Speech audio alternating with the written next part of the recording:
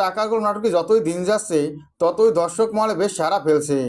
একের পর এক ধামাকাদার পর্ব উপহার দিচ্ছে এই গল্পের পরিচালক। তবে এবার বিষাদকে উচিত শিক্ষা দিল ফাতেমা। একটি পর্ব দেখতে পাবে তারা, যে পর্বটি দেখার জন্য তারা অপেক্ষা করছে। গোলামের প্রতি অত্যাচারটা বাড়িয়ে তুলেছে বিষাদ। এদের অত্যাচারে এটা বুঝে গেছে গোলামকে কোনোভাবেই শক্তি ফেরাতে দিবে না বিষাদ। তাই তো ফাতেমা সিদ্ধান্ত নিয়েছে তার বিষাদকে সে উচিত শিক্ষা দিবে। ঠিক তেমনটাই করতে যাচ্ছে ফাতেমা। অন্যদিকে দিন যতই যাচ্ছে গোলামের প্রতি ভালোবাসা বেড়ে যাচ্ছে ঋতু তো সবার সামনে জানিয়ে দিয়েছে গোলামকে সে কতটা ভালোবাসে।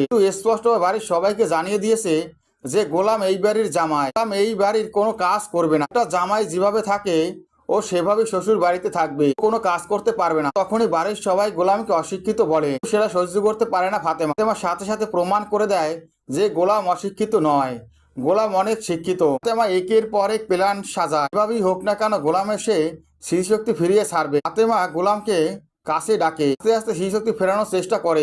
সেখানে বিশ্বাস চলে আসে। রিশাদ এসেই দেখতে পায় গোলামের সাথে একটা ধরে কথা বলছে ফাতেমা।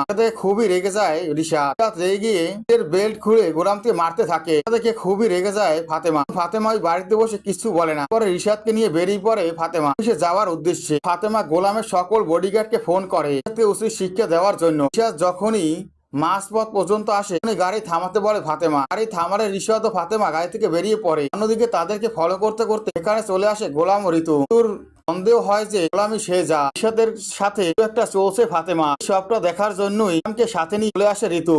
এরপরে দেখা যায় গোলামের সকল বডিগার্ড গুলো বিষাদের কলারটা ধরে। রিশাদকে বলে এত বড় সাহস তোর, কারমা গ্রুপের একমাত্র মালিক স্যারকে গায়ে তুই হাত তুলি, তোর খবর আছে। এই কথা বলেই মারতে থাকে রিশাদকে বডিগার্ড গুলো। দেখে অবাক হয়ে যায় গোলাম ও ঋতু। ফাতেমা স্পষ্ট জানিয়ে দেয় যদি গোলামের গায়ে কেউ হাত তোলে, রেজাদ খানের গায়ে যদি কেউ হাত তোলে তার খবর আছে।